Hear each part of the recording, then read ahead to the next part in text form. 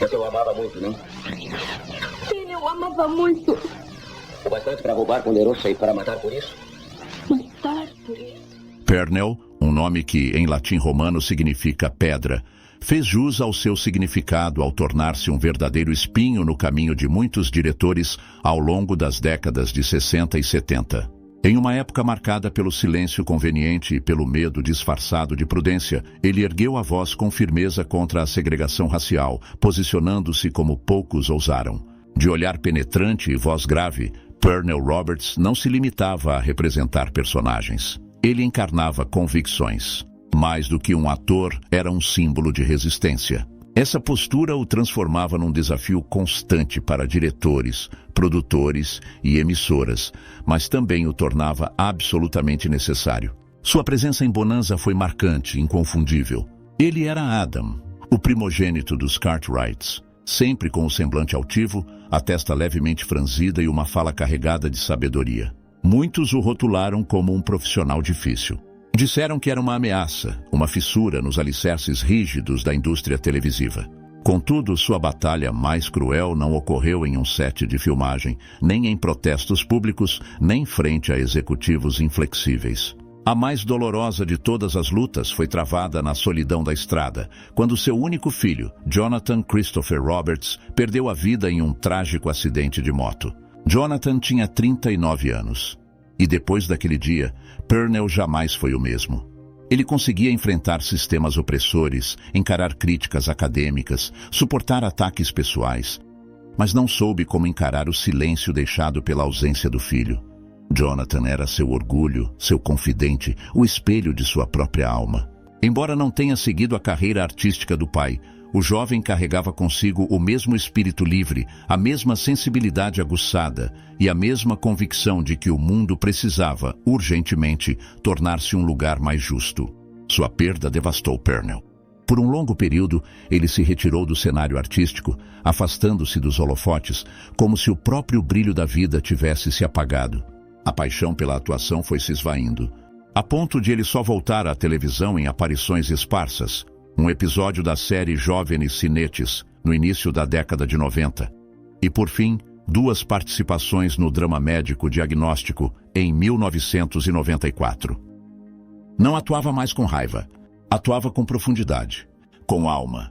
Por isso, os papéis que ele passou a interpretar eram diferentes. Eram mais contidos, serenos, porém carregados de intensidade emocional. Quanto à sua vida amorosa, Purnell viveu 4 casamentos, 3 dos quais terminaram em divórcio.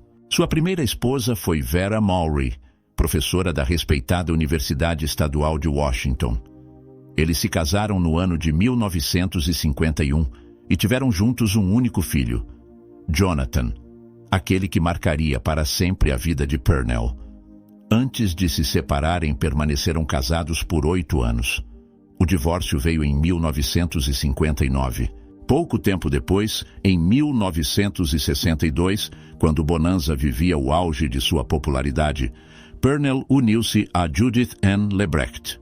O casamento durou 9 anos, mas também chegou ao fim. Não tiveram filhos. Em 1972, iniciou seu terceiro matrimônio, desta vez com Cara Knack. Essa união perdurou por 24 anos, até o divórcio em 1996. E, por fim, apaixonou-se por Eleanor Crisco, aquela que se tornaria sua última companheira. Eleanor passou a viver com ele no final da década de 90. Embora os detalhes sobre como se conheceram sejam nebulosos, alguns relatos sugerem que o elo entre eles nasceu quando o então marido de Eleanor, Thomas Hanna, visitou a casa de Purnell para trocar ideias em encontros intelectuais. Após aquele encontro, os 3 mantiveram contato frequente. Com a trágica morte de Thomas em um acidente de trânsito, Eleanor e Purnell estreitaram a relação. Ela passou a organizar reuniões em sua casa, eventos simples, mas marcados por afinidade e admiração mútua. Em algum momento, o afeto transformou-se em amor e os 2 decidiram oficializar a união em 1999. Assim, Eleanor tornou-se o grande amparo de seus últimos anos de vida.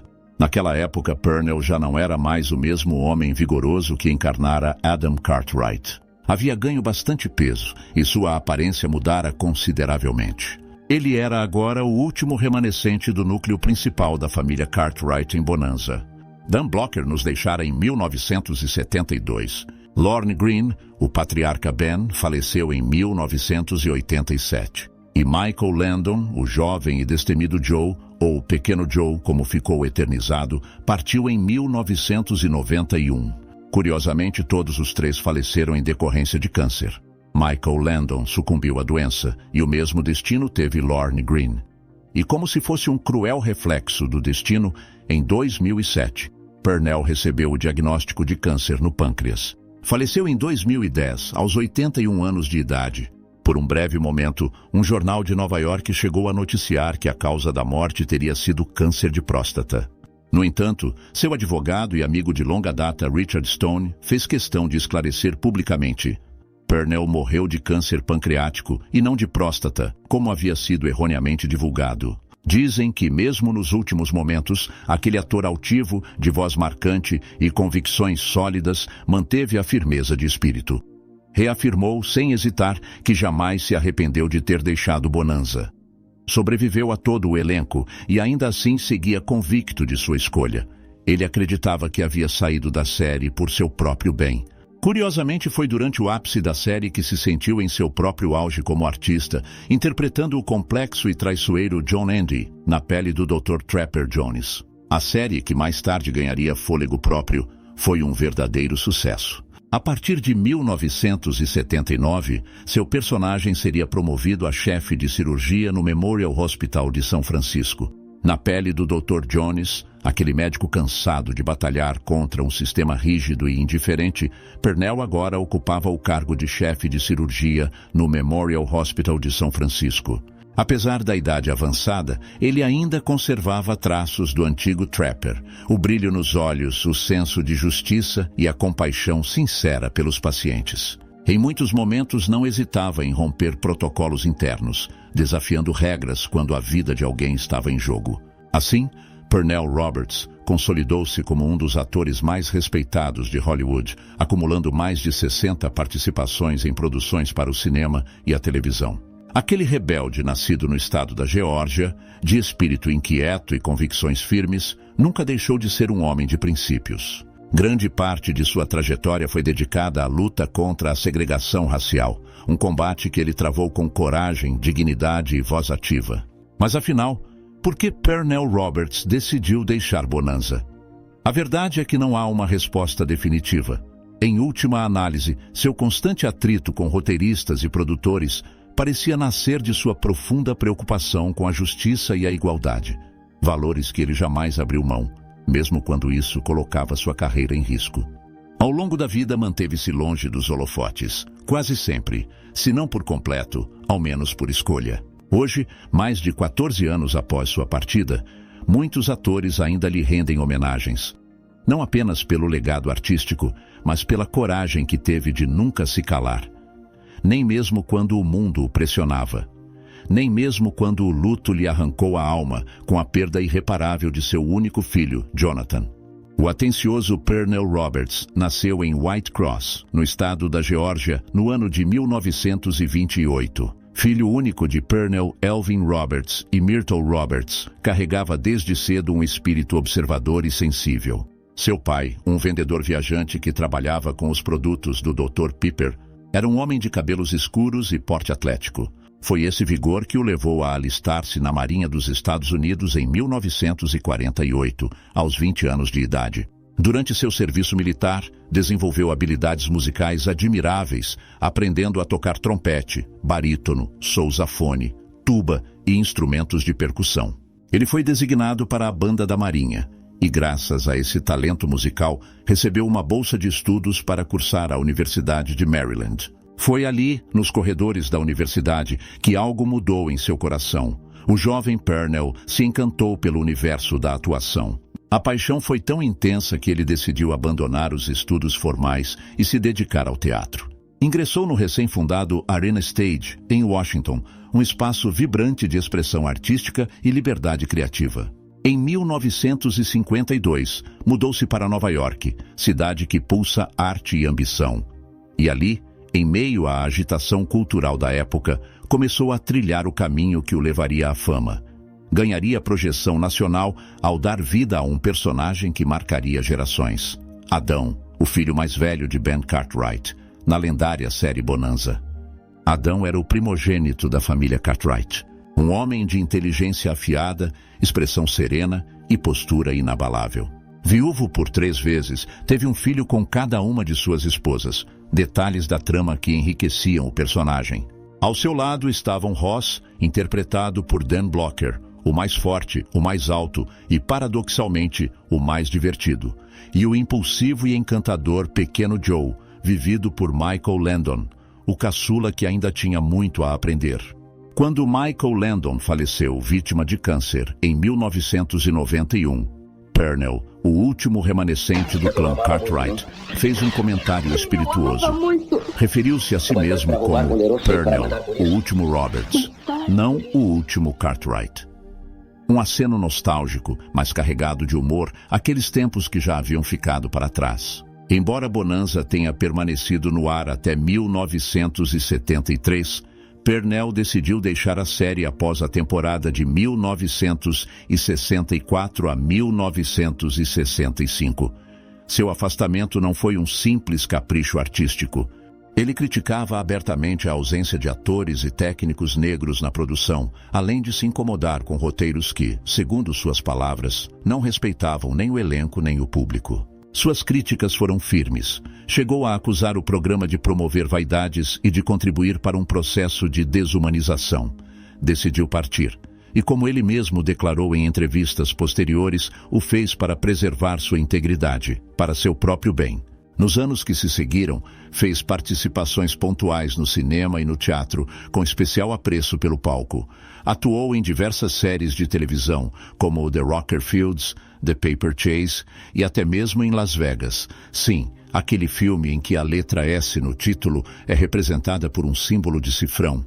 Mas foi ao interpretar o Dr. Trapper John, no drama médico Trapper John, M.D., que Pernell reencontraria seu lugar de destaque na televisão. A série, inspirada no universo do filme MASH, mostrava a vida hospitalar longe das linhas de frente da guerra, centrada agora em São Francisco. Ali, ele era o cirurgião-chefe do Memorial Hospital, um médico comum com uma saudável dose de ceticismo em relação à autoridade e aos protocolos médicos. Para ele, o paciente vinha sempre em primeiro lugar. Sua interpretação foi tão bem recebida que a série teve 7 temporadas consecutivas, iniciando-se em 1979. Ao longo da vida, Pernell teve 4 casamentos. 3 deles não resistiram ao tempo. Com sua primeira esposa, uma professora universitária, teve seu único filho, Jonathan. E por mais que fosse visto como um homem firme, quase inabalável, foi a dor da perda que, de fato, o desmontou por dentro. Não a censura, não os embates com diretores, não os altos e baixos da fama. Mas sim a dor insuportável da ausência. Em 1989, Jonathan, seu único filho, faleceu em um trágico acidente de moto, aos 39 anos de idade. Naquele instante, algo dentro de Pernell silenciou. Aquele que ele mais amava, aquele que o chamava de pai, partiu. E o mundo, desde então, passou a lhe parecer mais frio, mais vazio. Nos anos seguintes, afastou-se do cinema, do teatro e da televisão.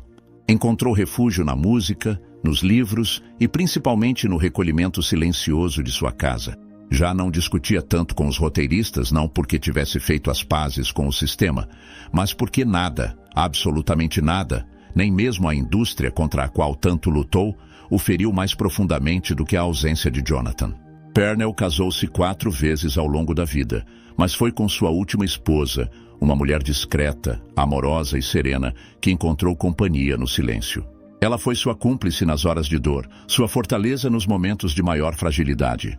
E foi ao lado dela que enfrentou o capítulo final de sua vida, a luta silenciosa contra o câncer de pâncreas, que lentamente foi lhe tirando as forças. Partiu como viveu os últimos anos, longe dos holofotes, cercado por poucos, porém sinceros admiradores. Sem câmeras, sem discursos preparados, sem homenagens vazias. Exatamente como ele desejava. A indústria que um dia o temeu por sua integridade, aquela mesma que tantas vezes tentou moldá-lo, hoje o recorda com respeito. E não por prêmios, pois ele nunca se curvou aos jogos da fama, mas pela firmeza com que defendeu suas convicções. Porque no fim, o mais difícil não é vencer. O mais difícil é não se vender. E Pernell Robert não se vendeu. Foi amado por gerações de fãs, reconhecido por sua verdade, respeitado por sua coragem. E assim, partiu Pernell, nome que em latim remete à palavra pedra. Um nome forte, simbólico. Uma rocha que resistiu à erosão do tempo, dos modismos e das convenções. Ele partiu sem pedir licença e talvez sem desculpas. Um rebelde até o fim. Um pai, um homem ferido, mas sempre verdadeiro. Esperamos que você tenha apreciado este vídeo especial sobre a trajetória de Pernell Roberts. Um artista singular, uma alma livre. Até breve.